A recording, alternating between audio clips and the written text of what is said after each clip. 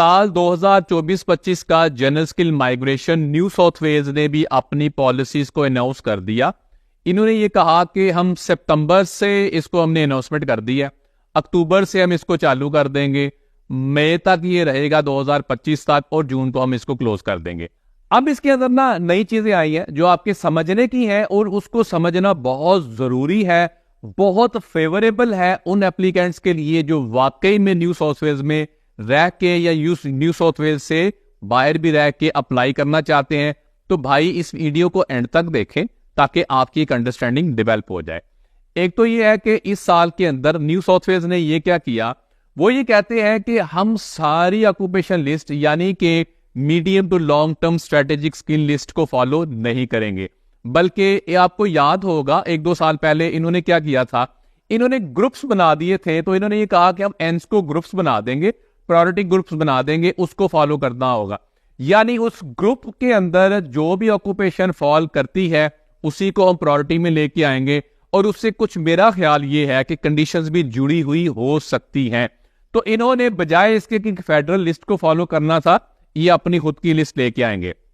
इसके अलावा सब क्लास 491 उसके अंदर इस साल 2 नहीं बल्कि 3 पाथवे ये लेके आए हैं, इनको आप समझ लें। पाथवे 1 क्या है? पाथवे 1 ये कहते हैं कि आपने एक ही एम्प्लॉयर के साथ 6 महीने तक काम करना है। ये तो बात समझ में आ गई। टिस्मट को भी आपने मीट करना है। इस टाइम वो है 73,150 आपकी एनुअल ग्रॉस सैलरी होनी चाहिए फुल टाइम के हिसाब से। इसी तरह आपका जो रोल है क्लोजली रिलेटेड या आपका role relevant occupation skill assessment के हवाले से हो, यानी नॉमिनेटेड ऑक्यूपेशन में होना जरूरी है। एक ही एम्प्लॉयर के पास आप काम कर रहे हो। अच्छा, इसके अंदर एक नई चीज क्या है, वो मेरे लिए भी थोड़ी हैरानकुन थी। वो नई चीज ये है कि 3 महीने रहने की जो शर्त है न्यू साउथ वेल्स के रीजनल के अंदर रहने की, वो इन्होंने खत्म कर दी। यानी पाथवे 1 को अगर पढ़ा जाए तो आप रीजनल एम्प्लॉयर के लिए जो मैंने पहली कंडीशंस बोली, अगर वो आप पूरी कर रहे हैं और आप 3 महीने से, या आपका लिविंग का जो कंडीशन है उसको इन्होंने खत्म कर दी। मेरी अंडरस्टैंडिंग ये है कि ये जो कंडीशन इन्होंने खत्म की है वो कुछ यूं की होगी कि आप एनएसडब्ल्यू में ही रहते हो लेकिन रीजनल एम्प्लॉयर के लिए काम कर रहे हो। अगेन अब ये जब आएगा तो पता चल जाएगा मजीद, लेकिन मेरा नहीं ख्याल ये इंटरस्टेट के लिए कुछ ऐसा करने जा रहे हैं कि आप बाहर रह रहे हो तो करें। पाथवे 2 वही कि आपने सिंपली एक ईओआई करनी है, और if you are invited directly, यानी कि आपने उन्हीं जो स्किल लिस्ट है जो इन्होंने पब्लिश करनी है ग्रुप के हवाले से, वहां से आपको इनविटेशन आएगा। तीसरा पाथवे ये जो नया लेके आए वो है ग्रेजुएट पाथवे।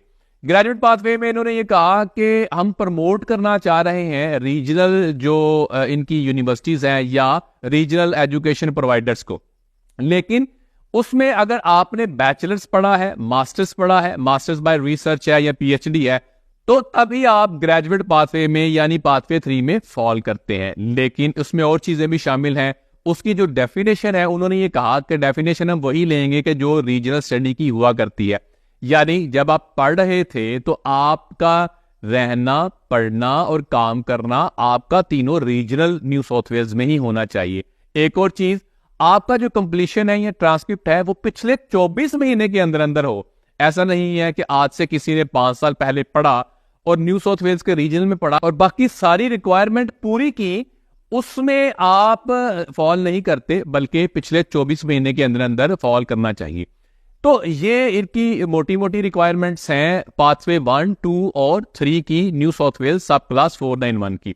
इसके अलावा इन्होंने एक और अनाउंसमेंट की। इन्होंने कहा जो नई चीज है, ये पहले क्या करते थे, ये अपने आप को ये इस तरह डिफाइन करते थे कि अगर आपके पास एम्प्लॉयमेंट है और वो एम्प्लॉयमेंट लिखी आई किससे आ गई, स्किल असेसमेंट वालों से, कि भाई इस डेट के बाद तो हम रिक्वायरमेंट को मानेंगे या उस एम्प्लॉयमेंट को मानेंगे, तो ये डिट्टो एज इट इज उसको फॉलो करते थे।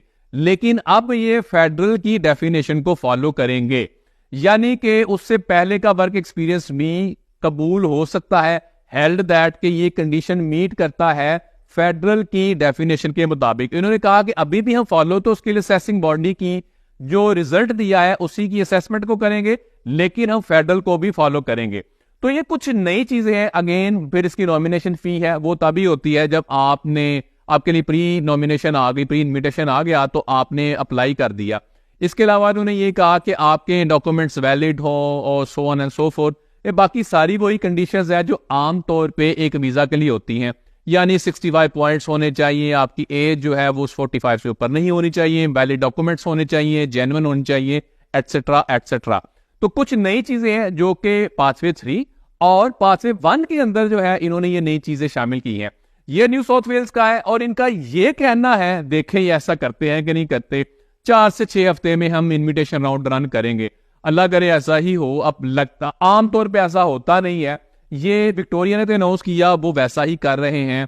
तस्मानिया अपने अनाउंसमेंट के मुताबिक कर रहा है, वेस्टर्न ऑस्ट्रेलिया कर रहा है। न्यू साउथ वेल्स का ये रिकॉर्ड है कि भाई ऐसा नहीं करते, लेकिन इस दफा इन्होंने बड़ी डिटर्मिनेशन या मोटिवेशन नजर आती है कि जब तक कोटा एग्जॉस्ट नहीं हो जाता हम जो है इन्विटेशन राउंड रन करते रहेंगे।